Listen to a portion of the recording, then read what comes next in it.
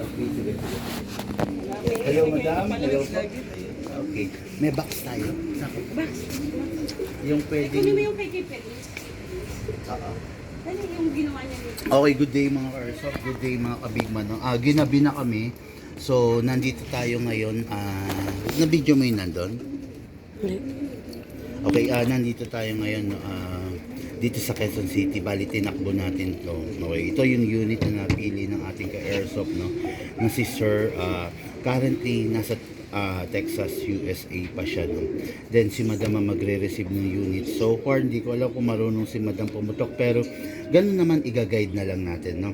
This is the CC Shadow Silver Edition, full upgrade, capable of 12, 14 and 14 kg NCO2, as well as the 2011 na 4.3. Ito napakaganda nito, napakasarap nito lalo na sa babae, no? Kasi compact size siya, hindi siya ganoon kahaba, hindi siya ganoon ka-bulky sa katawan ni Madam. Ay sa para kay Madam, no? Then ito as the CC Shadow, alam niyo naman kung gaano kalupit yan. Both of this unit are premium, no? Pwede siya sa 12, 14 and CO2. Both of this unit are full steel, okay? Yung laman loob niyan talagang steel, as well as this, no? Ito is color, kung tawagin natin, is the CC Shadow Battleship Gray. Okay, yan. This is the 2011 naman, no? Ito, may color available dito is black and blue. Okay? Pero this one is the Battleship Gray. Okay? So, yung unit na yan, napakaganda. Ito yung i-demo yung test fire natin. Okay? Pangalan ulit ni Sir, Madam? Ryan. Si Sir Ryan, no? Sir Ryan, ito po yung oil na dapat natin gamitin sa airsoft natin, no? Huwag lang po tayong gagamit ng oil like gear oil, WD-40 or ibang oil. Ito lang po, silicone oil na talagang design for airsoft, okay?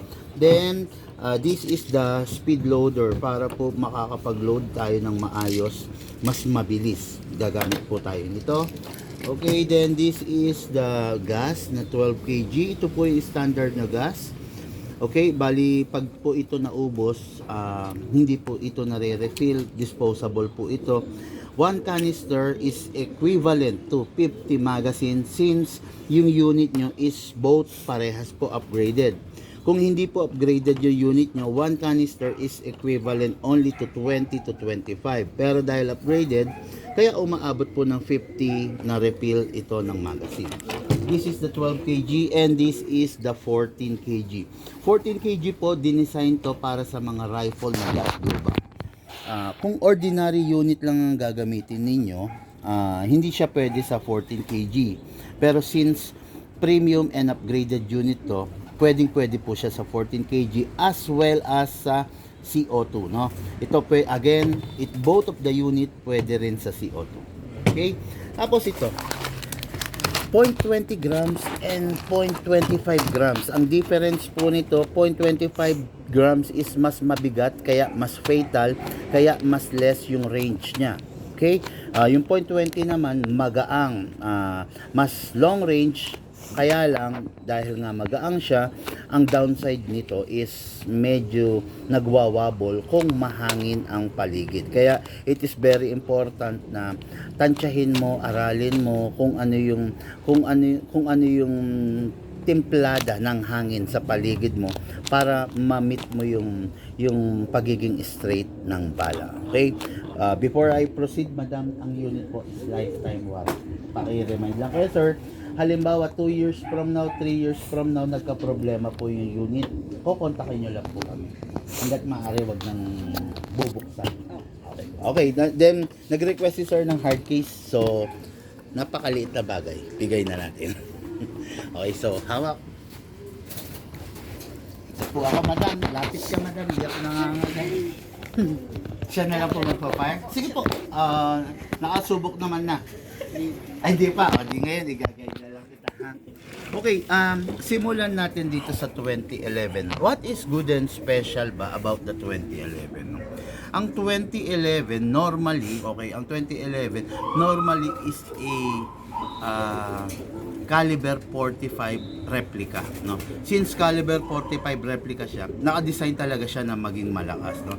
Itong unit na to is matte black kung tawagin, sir. Full metal siya mula taas hanggang baba. Kung mapapansin nyo, parang mas maliit siya, di ba? Compact size siya kung tawagin. Tapos itong unit na to, meron siyang beaver tail. Mamaya, pag magpapaputok ka, this beaver tail, kailangan mape-press mo firmly ng palm mo. Okay? Pag hindi mo siya na-press, pag hindi mo siya na-press, hindi siya puputok. Pero dahil na-press mo, puputok siya. Okay? Ngayon, ito rin, meron ding safe, ambidextrous, kaliwaan. Kung kaliwete ka, pwede. Kung kanan ka, pwede rin. Okay? Nakikita nyo ba? Dito kaya kayo medyo, para medyo kita. Okay, sir? Yan. Basta wag kang maguguluhan kasi yung video naman pwede kong i-share sa inyo para just in case na may makalimutan kayo, meron kayong recap na pwedeng panoorin. Actually si Sir Ryan, subscriber naman, mukhang nakakapanood naman siya kaya for sure kabisado naman po niya, no? Okay, so start tayo rito. Okay? Ano ba? As Daniel. Okay na. Grabe, sa Bible din, Daniel. No? Okay, press natin yung valve, Daniel, ha? This is the output valve. Press natin, saka natin isprayan. Konti lang, Daniel, ha? Then, dito rin sa ilalim. Pag wala ba si Papa, gagamitin mo to. Bakit? Pambalik ng dagat. Ay, hindi. Ako, Madam, kailan uuwi si Sir? Matagal pa ba? December? Okay, December, layo, tagal pa. And I do suggest, kahit once every month, maiputok, magamit. Apo, wag naman, baka antayin nyo pa si Sir bago gamitin. Kasi syempre may mga rubber o-ring po ito, dapat once in a while, nagagamit siya para hindi po mag-brittle. Okay. Sige, Basta yung anak ko na lang mag-ano basta yan. ganito, Daniel, no, open naman yung mga line namin, yung mga number namin. Kung sakasakali may tanong ka, tanong mo sa amin. Huwag kang mag-alangan, huwag kang mahihiya. Okay? So, meron ng silicone oil to. Dako tayo sa unit. What I mean dako, punta tayo sa unit, ha? Baka hindi niya alam yung malalim na salitang dako. Alam ko naman. Alam mo naman yan. Okay, kasa natin to, Daniel. Then, ilak natin to. Okay? Ngayon, mag-spray tayo rito sa slide stopper. Then, spray din tayo rito. Ayan. Huwag natin kakalimutan mag-silicone oil, ha? Kasi yung silicone oil, yan yung magpapanatili sa unit natin na, kumbaga, yung wear and tear is lessen. Okay? Then, release. Parang tunay na baril to. Release. Then, rest. Okay? Sa tuwing nakababa to, ibig sabihin naka-engage yung hammer, ready to fire. Kaya kailangan lagi manigurado tayo, lagi siyang naka-rest. Okay? Yan. Ngayon, dako na tayo rito, Daniel, ha? Maglalagay na tayo ng bala, yung BBs kung tawagin. Hatakin to pababa. Iwasan mo mabitawan, Daniel, kasi baka mabasag to. Ito, this one, the maglet kung tawagin. Hatak. Put your other thumb here para kung mabitawan mo siya, dito siya tatama. Okay? Hatak, then all the way, pag nahahatak mo na pababa, na isagad mo na, make sure na hindi mo na siya mabibitawan kasi delikado yan, ha? Okay, then pump lang dito. Maximum rounds na pwedeng ilagay dito is 27, pero hindi ko na ganong pupunuin, ha? Okay, shake lang natin para mawala yung mga bungi-bungi. Kailangan alternate. Nawala na, di ba? Okay, then, okay. Yan, ngayon, edi may bala na. Ngayon, Daniel, maglagay tayo ng gas. Gamit na lang tayo ng 12 kg. Since, newbie pa si Daniel, no? Para hindi siya masyadong mabigla, you know. Okay, upside down. Hindi pwedeng pahiga or patayo. Kailangan patao. Okay? Sakto mo lang, then, press down. 1, 2. Yun yung proper, Daniel. Walang sumisingaw. Pag naggagas ka, tas ganito yung itsura, tigil mo. Kasi ibig sabihin, hindi pumapasok. Dapat, wala sumisingaw. Okay? Nilagyan natin mga hours of 2 seconds. No? It is because yung unit upgraded. Pag upgraded yung unit, hindi siya nangangailangan ng maraming gas. Okay? Pasok natin sa unit. Malakas. Okay? Huwag natin itutulak kasi hindi siya maglalak basta-basta. Malakas. Finger out. Kasa. Ready to fire. Okay? Basta, Daniel, lagi finger out.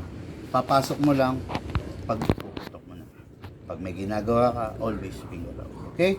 Again, bibigay ko sa iyo unit naka-safe. Tutok sa amo i-unsafe. Okay?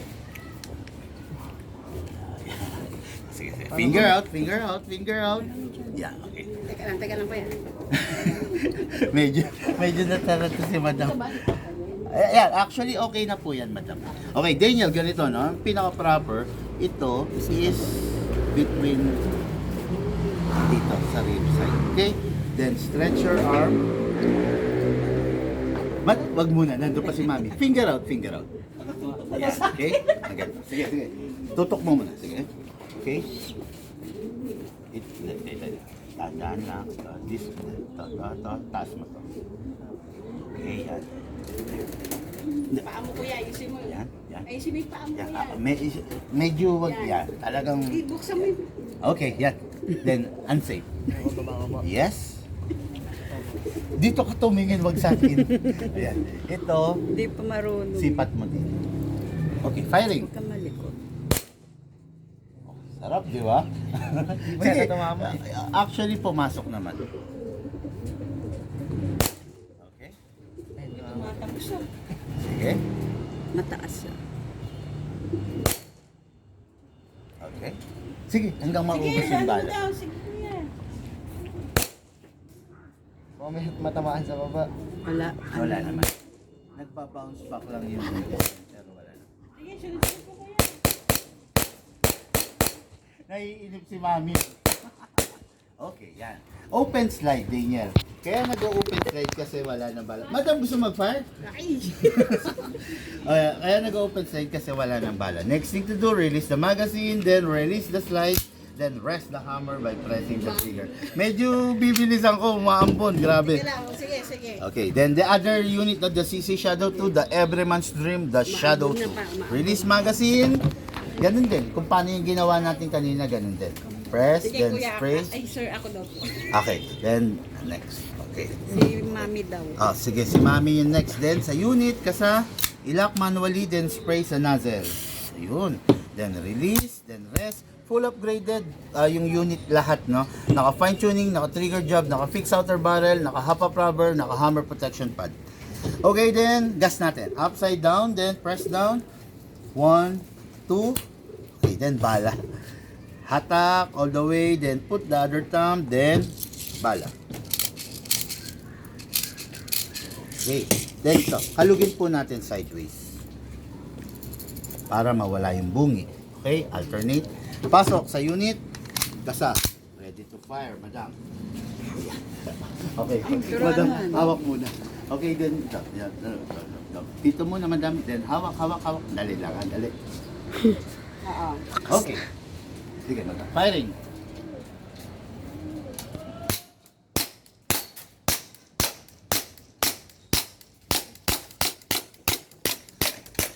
Daniel, mas gangster pala sa ito. Patay tayo dito sa mag-ina na to. Hindi ko alam kung putya. Si Madam Gangster. Okay, then release. Then release again. Then rest. Yun, okay. Tapos, ito po, sayang kasi kung papakawalan ko yung mga hangin. Huwag mo na payungan, madam. Ikaw ang magpayong. Sayang kung papasingawin ko yung mga hangin. Yung bilin ko lang at least once or twice a month sana maiputok ninyo. Mag-abang ka rito ng mga daga. Okay, tapos, yung unit po, lifetime warranty pa. Remind po si sir, kung sakali nagka-problema, always open po ang shop. Yung mga numbers namin, pwede nyo po tawagan. Okay, tapos, wala naman na. Daniel, basta may tanong, tawag ka sa amin. Or panoorin mo yung video sa page namin. Okay? Mga Airsoft, lahat po tayo nagmula sa iba't ibang larangan. Pinagbuklod, pinag-isa, nang iisang libangan. Yun po ang paglalaro ng Airsoft. Kasama ko si Madam Irene. Hatid sa inyo ng inyong likod. Big man. Thank you po.